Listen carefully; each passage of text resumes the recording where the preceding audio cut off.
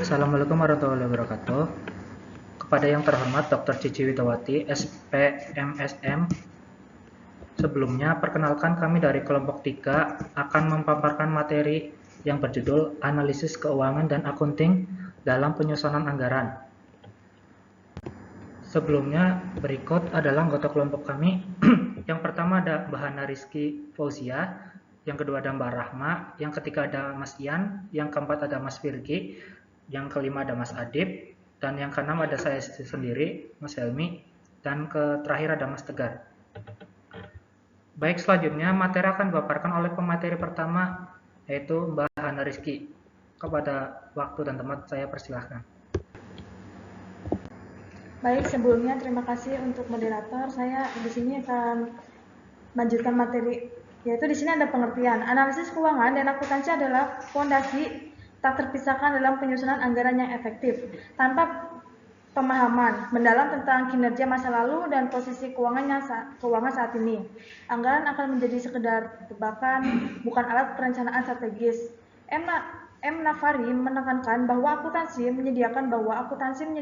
menyediakan data historis yang valid, sementara analisis keuangan mengubah data tersebut menjadi wawasan berupa untuk proyeksi masa depan.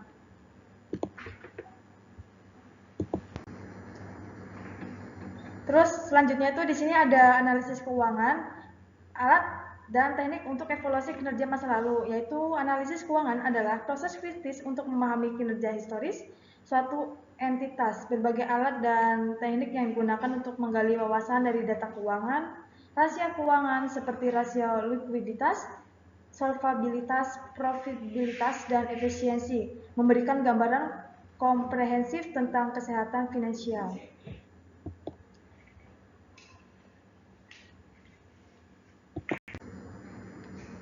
Nah, di sini juga ada yang namanya alat dan teknik untuk evaluasi kinerja masa lalu.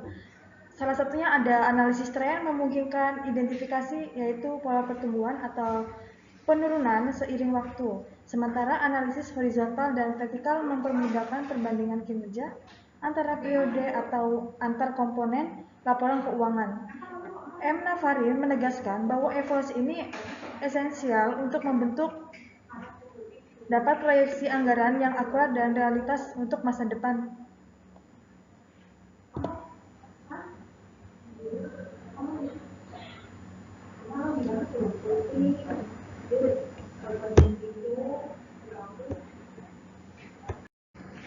Peran analisis keuangan dalam penyusunan anggaran, yaitu salah satunya ada landasan pengambilan keputusan.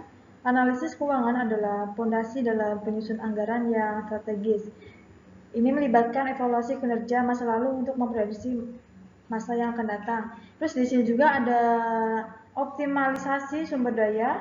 Dengan memahami pola pendapat dan biaya, perusahaan dapat mengalokasikan sumber daya lebih efisien, meminimalkan pemborosan dan memaksimalkan profitabilitas tersebut. Yang ketiga ada dasar akuntabilitas, yaitu anggaran yang disusun berdasarkan analisis akurat menjadi alat ukur kinerja, memungkinkan manajemen untuk memonitorkan pencapaian dan tanggung jawab atas hasilnya. Di sini pun ada konsep dasar anggaran dan perannya dalam perencanaan bisnis. Salah satunya ada alat perencanaan, yaitu merupakan anggaran berfungsi sebagai peta jalan finansial, mengarahkan organisasi mencapai tujuan jangka pendek dan jangka panjang. Yang kedua ada penetapan tujuan, yaitu memungkinkan penetapan target yang realistis dan terukur, baik untuk pendapatan maupun pengeluaran.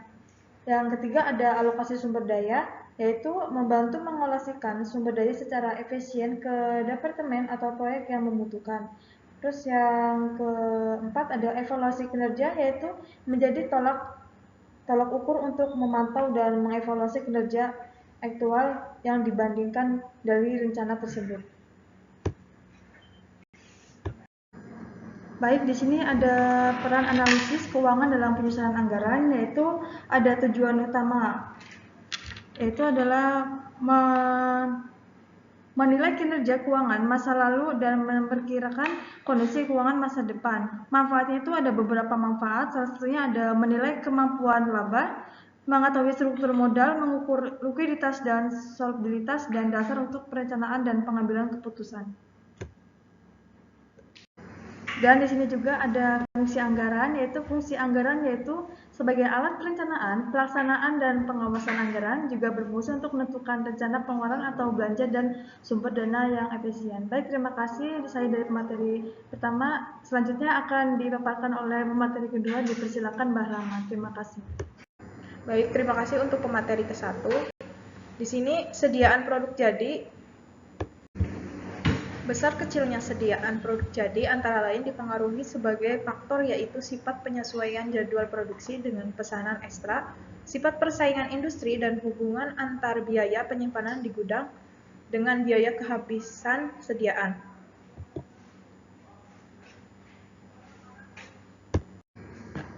Kemudian ada contohnya, biaya penyimpanan produk jadi di gudang sebesar Rp4.000, sediaan produk jadi awal sebesar Rp15.000, dan sediaan produk akhir sebesar Rp5.000. Dengan demikian, biaya penyimpanan produk jadi gudang Rp4.000 dibagi Rp15.000 ditambah Rp5.000, ditambah Rp2.000 sama dengan 40%. Biaya yang termasuk biaya penyimpanan di gudang seperti biaya sewa gudang, biaya pemeliharaan sediaan, biaya asuransi sediaan, dan lain-lain. Bila penyimpanan di gudang lebih kecil daripada biaya karena kehabisan sediaan, maka diperlukan sediaan produk yang minimal yang besar. Kemudian di sini ada teknik-teknik analisis keuangan. Yang pertama yaitu ada analisis laporan keuangan. Ada dua jenis, yaitu common size, persentase, dan trend analisis. Kemudian yang kedua ada analisis rasio keuangan. Dibagi menjadi 4 jenis, yaitu rasio likuiditas, current ratio, quick ratio. Yang kedua yaitu ada rasio aktivitas, perputaran piutang, perputaran persediaan.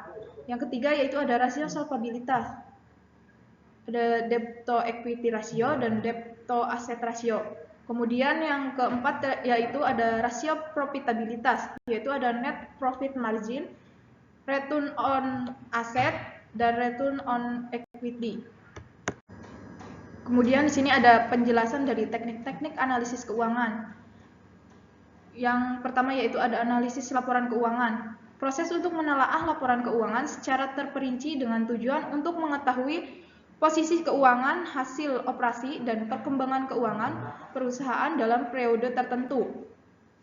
Kemudian ada tujuannya, yaitu mengetahui kemampuan perusahaan dalam menghasilkan laba, menilai kemampuan perusahaan dalam memenuhi kewajiban jangka pendek dan jangka panjang, menilai tingkat efisiensi dan efektivitas dalam penggunaan sumber daya, memberikan informasi untuk penyusunan anggaran dan perencanaan strategis keuangan, membantu pihak manajemen, investor, dan kreditur, dan pihak terkait lainnya, pengambilan keputusan ekonomi.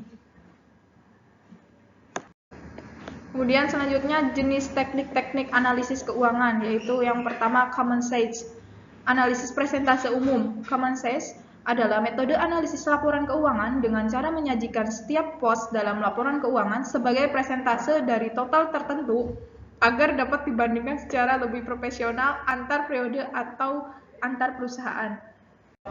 Kemudian trend analisis. Analisis trend adalah metode analisis laporan keuangan yang digunakan untuk menilai perkembangan suatu pos laporan keuangan dari tahun ke tahun dengan menetapkan satu tahun sebagai tahun dasar atau base year dan tahun-tahun lainnya dibandingkan dalam bentuk presentase. Kemudian yang kedua, analisis rasio keuangan adalah alat analisis yang digunakan untuk menilai kinerja keuangan perusahaan melalui hubungan antara pos-pos dalam laporan keuangan, neraca, dan laporan laba rugi. Tujuannya yaitu untuk mengetahui kondisi likuiditas, solvabilitas, efisiensi, aktivitas, dan profitabilitas perusahaan, serta untuk membantu manajemen dalam mengambil keputusan keuangan. Selanjutnya, materi akan disampaikan pada materi ketiga. Dipersilakan. Terima kasih untuk materi kedua sambutannya. Lanjut, di sini ada pengertian teknik analisis rasio keuangan. Yang pertama itu ada rasio likuiditas. Rasio likuiditas digunakan untuk mengukur kemampuan perusahaan dalam memenuhi kewajiban jangka pendeknya atau seberapa cepat aktif lancar dapat digunakan untuk membayar utang lancar. Lanjut, di sini ada jenis-jenis rasio likuiditas. Yang pertama ada current ratio atau rasio lancar. Di sini ada rasio lancar, aktiva lancar, terus utang lancar, menunjukkan kemampuan membayar kewajiban lancar dengan aktiva lancar. Yang kedua ada rasio cepat. Di sini ada rasio cepat sama dengan aktiva lancar, lalu persediaan, lanjut sama utang lancar, mengukur likuiditas tanpa memperhitungkan persediaan. Pengertian teknik-teknik analisis rasio keuangan. Yang pertama rasio aktivitas. Rasio aktivitas digunakan untuk mengukur efisiensi penggunaan aktiva atau sumber daya perusahaan dalam menghasilkan penjualan atau pendapatan. Lanjut, di sini ada jenis-jenis rasio aktivitas. Yang pertama itu ada perputaran piutang. Lalu perputaran piutang sama dengan penjualan kredit dibagi rata-rata piutang. Poin kedua ada perputaran persediaan. Itu perputaran sediaan sama dengan harga pokok penjualan dibagi rata-rata persediaan. Pengertian teknik-teknik analisis rasio keuangan, yaitu rasio solvabilitas digunakan untuk mengukur kemampuan perusahaan dalam memenuhi kewajiban jangka panjangnya atau seberapa besar perusahaan dibiayai oleh utang dibandingkan ekuitas. Jenis-jenis rasio solvabilitas, yang pertama itu ada debt to equity ratio, bisa disingkat DER. Lalu DER itu sama dengan penjualan kredit dibagi rata-rata piutang. Lalu di sini ada debt to asset ratio, lalu disingkat DAR, sama dengan total utang dibagi total aset. Rasio yang tinggi menunjukkan ketergantungan besar terhadap piutang, yang berarti risiko keuangan lebih tinggi. Lanjut, pengertian teknik-teknik analisis rasio keuangan, yaitu rasio profitabilitas, yaitu digunakan untuk mengukur kemampuan perusahaan dalam menghasilkan laba dalam periode tertentu. Di sini ada jenis-jenis rasio profitabilitas. Yang pertama itu ada net profit margin atau NPM. NPM sama dengan laba bersih dibagi penjualan dikali 100%. Lalu yang kedua ada return of asset atau ROA. ROA sama dengan laba bersih dibagi total aktiva dikali 100%. Yang ketiga itu ada return of equity atau ROI. ROI sama dengan laba bersih dibagi ekuitas kali 100%. Materi selanjutnya akan dipaparkan oleh pemateri keempat. Saya persilahkan. Baik, terima kasih untuk pemateri ketiga. Selanjutnya, sediaan barang dagangan. Besar kecilnya sediaan barang dagangan minimal antara lain dipengaruhi faktor sifat persaingan dagang, hubungan antara biaya penyimpangan di gudang dengan biaya kehabisan sediaan, dan ketersediaan barang di penyalur produsen. Sediaan barang dagangan. Apabila perusahaan bersaing dalam pelayanan yang cepat dalam melayani pesanan, maka diperlukan sediaan barang dagangan minimal yang besar. Sebaliknya, bila perusahaan tidak bersaing dalam pelayanan yang cepat, maka tidak diperlukan sediaan barang dagangan minimal yang besar bila biaya penyimpangan di gudang lebih kecil daripada biaya kehabisan sediaan. Maka diperlukan sediaan yang besar. Sebaliknya, biaya penyimpanan barang di gudang lebih besar daripada biaya kehabisan sediaan, maka tidak diperlukan sediaan yang besar.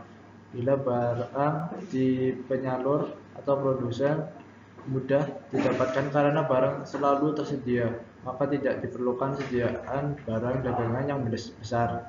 Sebaliknya, bila barang di penyalur produsen sulit didapatkan karena barang jarang tersedia, maka diperlukan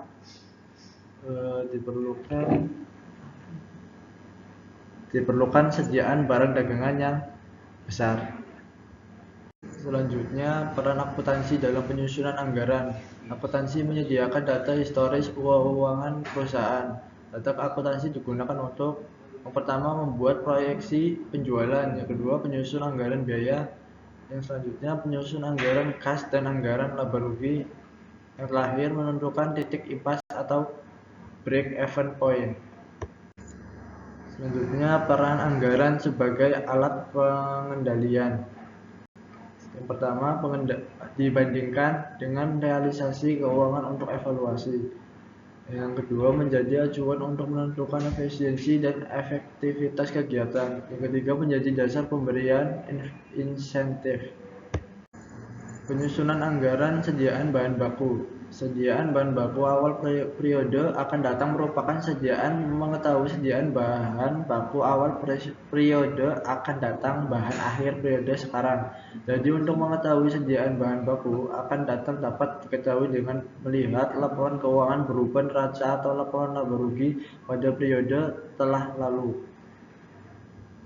Dengan demikian, yang menjadi masalah adalah menentukan sediaan bahan baku akhir. Sediaan bahan baku. Besar kecilnya sediaan bahan baku yang dimiliki perusahaan ditentukan oleh beberapa faktor, antara lain anggaran produk, harga beli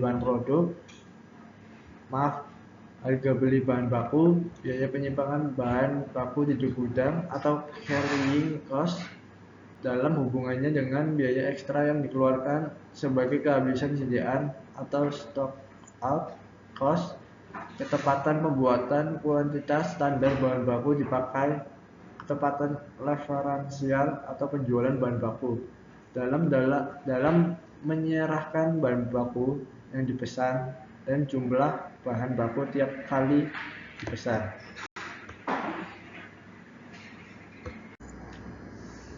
Baik, selanjutnya kuantitas pesanan ekonomis. Kuantitas pesanan ekonomis disebut juga dengan atau economical order equity atau EOQ, adalah kuantitas barang yang dapat diperoleh dengan biaya yang minimal yang sering dikatakan sebagai jumlah belian yang optimal. Perhitungan kuantitas pesanan ekonomis dapat dirumuskan sebagai KPE sama dengan sigma 2 kali KSI kali S dibagi HIS kali 1.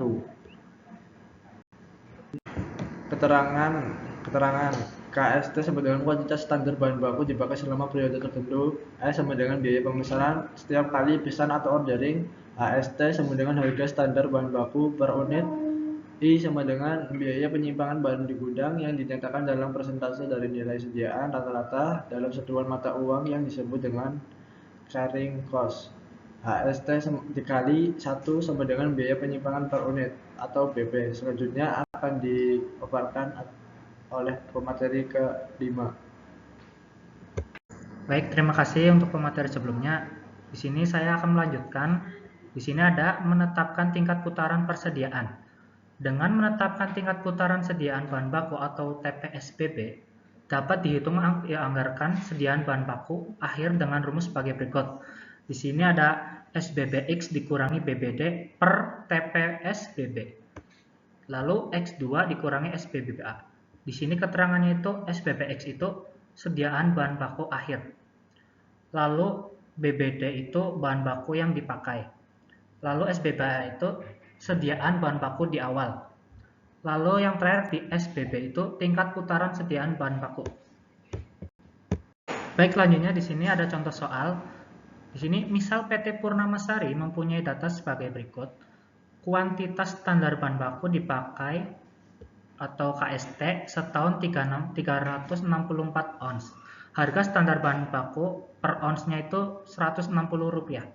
Lalu sediaan bahan baku awal atau SBBA itu ada 26 ons atau Rp160 sama dengan Rp4.160. Dan manajemen menetapkan tingkat putaran sediaan bahan baku atau TSPBB selama 8 kali. Lalu pertanyaannya ini, berapakah anggaran sediaan bahan baku akhir atau SBBX? Di sini SBBX sama dengan BBD kali X2 terus dikurangi SBBA sama dengan 364 ons. Terus ada X2 dikurangi 26 ons sama dengan 65 ons. Jadi di sini ada TPSBB dan sejumlah 8 ons. Jadi anggaran kuantitas sediaan bahan baku akhir atau SBBX sebanyak 65 ons. Lalu anggaran sediaan bahan baku akhir dalam rupiah adalah kuantitas SBBX dikali HST sama dengan 65 ons dikali 10.400 rupiah. Sediaan bahan baku akhir atau SBBX sebesar 10.400 rupiah. Lah, selanjutnya di sini ada langkah penyusunan anggaran berdasarkan data akuntansi. Di sini yang pertama ada menyusun estimasi penjualan, lalu yang kedua ada menentukan biaya variabel dan tetap, lalu yang ketiga ada menyusun anggaran produksi, lalu yang keempat ada menyusun anggaran biaya, yaitu bahan baku, tenaga kerja, dan overhead, lalu yang terakhir ada menyusun anggaran kas laba rugi. Nah, selanjutnya ada peran akuntansi, pencatatan, dan pelaporan untuk dasar anggaran. Yang pertama ada dari akurasi data. Akuntansi memastikan semua transaksi keuangan dicatat secara akurat dan konsisten, membentuk dasar data yang dapat diandalkan untuk anggaran. Lalu yang kedua adalah laporan keuangan. Untuk menyediakan laporan laba rugi, neraca, dan arus kas, yang merupakan sumber informasi utama dan memproyeksi pendapatan dan biaya. Lalu yang terakhir ada kepatuhan. Memastikan kepatuhan terhadap standar akuntansi dan regulasi, meningkatkan kredibilitas dan transparansi anggaran data anggaran. Di sini ada studi kasus dari PT Usaha Bersama. Di sini PT Usaha Bersama adalah perusahaan manufaktur yang memproduksi komponen elektronik. Didirikan pada tahun 2010. Perusahaan ini memiliki reputasi yang baik dalam kualitas produksi dan inovasi. Manajemen berencana untuk menyusun anggaran operasional untuk triwulan 2 pada tahun 2024. Untuk itu, mereka membutuhkan analisis keuangan yang cermat. Nah, di sini ada industri manufaktur. Industrinya ini bergerak di sektor produksi komponen-komponen elektronik dengan fokus pada efisiensi dan kualitas. PT Usaha Mandiri ini berdiri sejak tahun 2010. Pengalaman operasional lebih dari dekade dengan pertumbuhan yang stabil. Lalu inovasi produknya ini komitmen terhadap riset dan pengembangan untuk produk yang relevan dengan pasar. Dan setelah ini ada data keuangan historis atau triwulan 1 pada tahun 2024. Berikut adalah ringkasan data keuangan historis pada PT Usaha Bersama untuk triwulan 1 dari bulan Januari sampai Maret yang akan menjadi proyeksi anggaran triwulan 2. Di sini ada tabel yang memaparkan pada bulan Januari ada sekitar 1.200 dan totalnya 6.600 juta. Lalu Februari ada 1.350 dan setahunnya ada 675 juta. Di bulan Maret sekitar 1.500 per biji dan totalnya ada 750 juta. Jadi total keseluruhannya ini ada 4.050 perak dan semuanya ada 2.025 juta.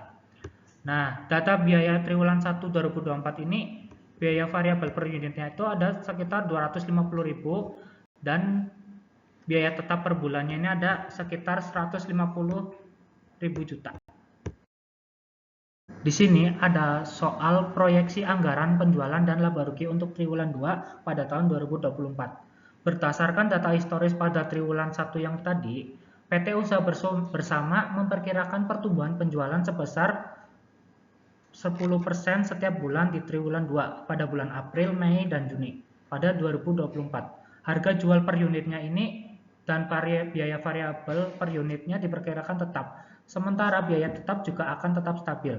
Di sini soalnya itu yang pertama ada anggaran penjualan dalam unit dan rupiah untuk setiap bulan di triwulan 2 2024. Yang kedua, anggaran laba rugi pro forma untuk triwulan 2 pada tahun 2024 secara keseluruhan. Selanjutnya, materi akan dipaparkan oleh pemateri terakhir. Dipersilakan. Saya akan melanjutkan materi, yaitu ada langkah penyelesaian 1, analisis pola penjualan dan penentuan harga pokok penjualan. Yang pertama, anggaran penjualan triwulan 2 2024. Pertama, penjualan Maret yaitu 1.500 unit, harga jual per unit itu 500.000 atau 750.000 juta per 1.500 per unit. Jadi proyeksi penjualan yang pertama bulan April 1.500 unit kali 110%, yaitu hasilnya 1.650 unit. Di bulan Mei kita mendapatkan 1.650 unit dikali 110%, yaitu 1.815 per unit. Maaf. Di bulan Juni kita mendapatkan 1.815 unit dikali 110% dengan hasil 1.997 unit. Jadi dibulatkan menjadi 2.000 unit untuk kemudahan. Nah, di sini ada diagram, teman-teman bisa perhatikan dari mulai bulan April yaitu mencapai 1.600, bulan Mei mencapai 1.700, di bulan Juni 1.800 kali ya. Lalu, langkah penyelesaian 2, estimasi biaya operasional atau variabel dalam tetap. Setelah memproyeksi penjualan, langkah selanjutnya adalah mengestimasi biaya yang terkait baik biaya variabel maupun biaya tetap. Perhitungan biaya variabel yaitu biaya variabel per unit 250.000, total biaya variabel April 1.650 unit atau 250.000, kita dihasilkan dengan angka 412.500.000. Lalu total biaya variabel bulan Mei dari 1.815 unit dan 250.000 kita dihasilkan dengan angka 453.750.000. Lalu di total biaya variabel Juni dari 2.000 unit atau rupiahnya 250.000 per unit, kita dihasilkan dengan 500 juta. Lalu perhitungan biaya variabel. Biaya tetap diasumsikan konstan tanpa mandang volume penjualan. Lalu yang pertama, biaya tetap per bulan dengan rupiahnya 150 juta, total biaya tetap triwulan 2 atau kita sebut 3 bulan 150 juta sama dengan 450 juta. Nah, untuk langkah penyelesaian 3, penyusunan anggota laba rugi pro forma triwulan 2 2024. Ini adalah anggaran laba rugi pro forma PT Usaha Bersama untuk triwulan 2 tahun 2024. Disusun berdasarkan proyeksi penjualan dan estimasi biaya. Di sini teman-teman bisa lihat sendiri dari mulai penjualan, biaya variabel, margin kontribusi, biaya tetap, laba operasi dihasilkan semuanya di sini tertera, teman-teman bisa perhatikan sendiri. Lalu kita lanjut. Nah, interpretasi hasil anggaran atau implikasi keuangan dan operasional. Anggaran laba rugi pro forma triwulan 2 tahun 2024 menunjukkan positif bagi PT Usaha Bersama. Laba operasi yang sebesar 916.250.000 merefleksikan efektivitas strategi penjualan dan pengelolaan biaya. Mungkin sekian yang dapat kelompok kami paparkan. Untuk teman-teman sekalian, saya kembalikan ke moderator. Baik, terima kasih untuk para pemateri yang sudah mempresentasikan semua materi pada hari ini. Di sini saya akan melanjutkan pada kesimpulannya. Kesimpulan pada materi hari ini adalah analisis keuangan dan akuntansi merupakan fondasi kritis dalam penyusunan anggaran yang efektif dan strategis. Tanpa pemahaman mendalam terhadap kinerja historis dan posisi keuangan pada saat ini, anggaran hanya akan menjadi perkiraan subjektif, bukan alat perencanaan yang akurat. Analisis keuangan atau melalui rasio likuiditas, solvabilitas, profitabilitas, aktivitas, serta teknik seperti common size dan analisis trend. Itu memberikan wawasan untuk evaluasi kinerja masa lalu dan proyeksi pada masa depan. Sementara itu, akuntansi menyediakan data historis yang valid sebagai dasar penyusun anggaran, penjualan, biaya, kas, dan laba rugi. Dengan demikian, anggaran yang disusun berdasarkan analisis keuangan dan data akuntansi tidak hanya menjadi peta jalan finansial, tetapi juga alat pengendali kinerja yang esensial bagi keberlanjutan pada bisnis tersebut. Baik, mungkin itu saja materi yang dapat kami paparkan pada hari ini. Barangkali teman-teman audiens yang ingin bertanya, silakan bisa ketik di kolom komentar di bawah. Baik, mungkin itu saja. Terima kasih untuk teman-teman semuanya. Kurang lebihnya mohon maaf. Wabillahi taufiq wal hidayah. Wassalamualaikum warahmatullahi wabarakatuh. Waalaikumsalam.